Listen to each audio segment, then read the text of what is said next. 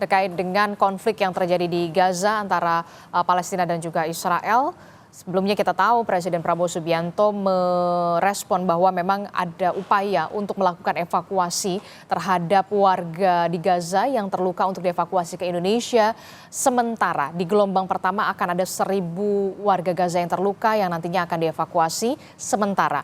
Bagaimana kemudian dampaknya terhadap Indonesia dan seperti apa, apakah ini bisa terrealisasi? Kita masih membahasnya dengan Mbak Dina, kemudian juga dari DPR juga ada Pak Sukamta. Mbak Dina dan juga Pak Sukamta, saya membaca di Harian Kompas ini soal Gaza dan juga Palestina termasuk juga Israel di halaman 4 soal upaya bersama demi Gaza perlu didorong begitu ya.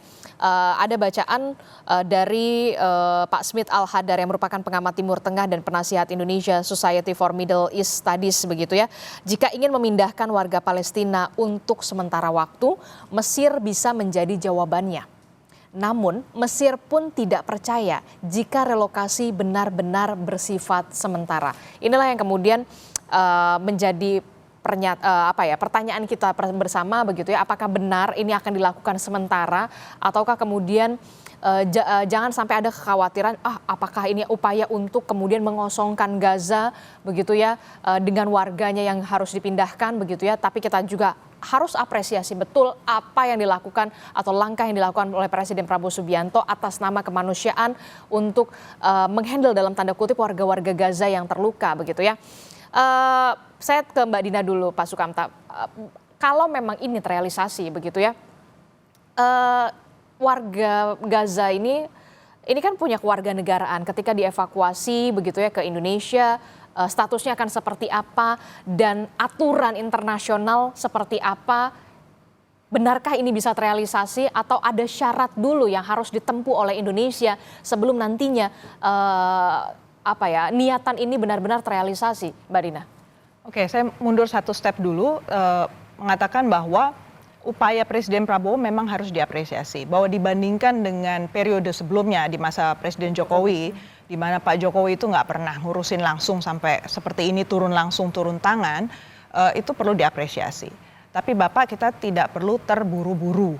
Karena sejumlah aktor yang bermain di Timur Tengah itu selalu membaca situasi dengan lengkap dulu dan mereka itu bisa dilibatkan dalam proses damai karena mereka sudah puluhan tahun terlibat dan punya tadi akses-akses yang kok belum dibahas justru di sini ya. Tadi soal aliran dana untuk Hamas, aliran dana untuk Fatah. Karena pada akhirnya kita kan ingin Palestina kuat. Dan Palestina itu lagi terpecah nih antara Fatah dengan Hamas dan kelompok-kelompok lain. Jadi bukankah sangat baik karena kita sudah sangat dekat dengan Palestina dibandingkan kita dengan Israel, itu dulu yang kita rapikan, kita bereskan karena Palestina lagi rentan ini. Berhadapan dengan pressure dari Amerika Serikat yang sudah mencabut UNRWA, sudah mencabut kantor di New York untuk Palestinian Authority, udah bikin segala macam hal, bikin dia bingung lah si Palestinian Authority. Harusnya kan kita di sana untuk mereka. Dan kalau soal teknisnya, memang kalau kita bawa orang keluar dari negaranya itu statusnya udah displacement ya, udah melepaskan dia dari tempat di mana harusnya dia berada. Dan itu statusnya sudah refugees. Jadi nggak bisa sekedar bukan turis gitu loh untuk turis medical gitu ya, berangkat ke Indonesia lalu sudah beres pulang lagi. Nggak seperti itu statusnya. Karena ini orang-orang yang dipersekusi di negaranya, bahkan tidak punya housing, tidak punya rumah, tidak punya pendidikan, tidak punya pekerjaan di daerahnya masing-masing. Jadi konsultasinya pertama-tama tentu harus dengan UNHCR ya. UNHCR, lembaga untuk penanganan pengungsi.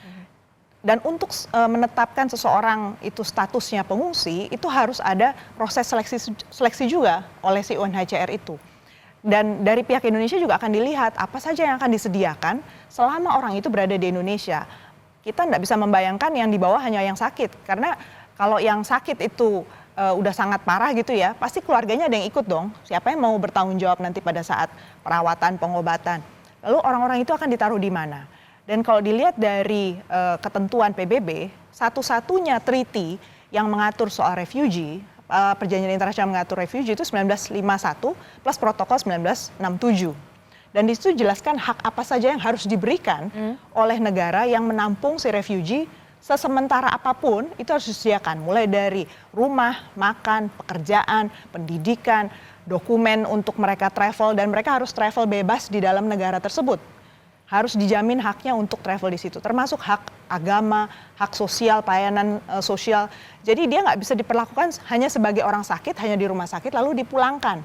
Itu harus kita antisipasi kan, hal seperti itu. Makanya kita harus komunikasi betul dengan pihak UNHCR, plus juga harus memikirkan antisipasinya. Begitu kita masuk ke sistem seperti itu, ada presiden seperti itu, dan kita apalagi ternyata kalau UNHCR bilang, oh ini harus masuk ke konvensi 1951 nih, berarti menandatangani. Berarti Indonesia sampai sekarang tidak kita masuk nggak dalam ratifikasi. Jadi kita nggak punya tanggung jawab. Yang penting kalau ada orang datang kemari sebagai pengungsi, kita tidak melempar mereka kembali karena status mereka persekusi kan, dipersekusi. Jadi nggak boleh di refoulement namanya, dikembalikan kembali. Nah, kalau kita udah nerima 1951 kita ratifikasi, artinya segala pengungsi dari segala dunia kita nggak boleh diskriminasi kan? nggak boleh milih-milih. Nggak boleh pilih-pilih. Oh yang ini jangan deh, yang ini Ya yang kita boleh. cuma mau Palestina aja nih kasusnya, itu kasus khusus ya nggak bisa. Jadi implikasinya sekali lagi itu tentu harus dihitung ya. Dan kalau kita mau menjadi leader di bidang kemanusiaan, saya setuju. Tinggal jabarkan juga nih, konsekuensi ini sudah dihitung, sudah dilihat. Di Kementerian Luar Negeri itu secara struktural belum ada Pak, itu asumsi saja bahwa Wakil Menteri Luar Negeri itu langsung terhubung dengan direktorat. Bisa dicek ya, sudah belasan tahun kita mendampingi dan berusaha memperkuat Kementerian Luar Negeri ya. Jadi belum ada itu keterhubungan itu. Dan kalau dilihat Direktorat Timur Tengah di Kementerian Luar Negeri, fungsinya itu lebih membantu memperkuat hubungan bilateral. Jadi belum ada yang memegang khusus kasus Israel-Palestina ini untuk penanganan misalnya kemanusiaan. Belum Konflik ada. di Gaza dan Palestina. Atau konflik Gaza-Palestina belum ada. Jadi kadang-kadang saya diperbantukan mereka membahas soal isu itu. Tapi tidak ada deployment orang yang memang ahli di bidang itu, kemudian berkumpul di situ secara rutin mengikuti isu itu dan membangun kekuatan Indonesia di situ sampai punya strategi. Sekali lagi, kita perlu strategi kalau di Timur Tengah.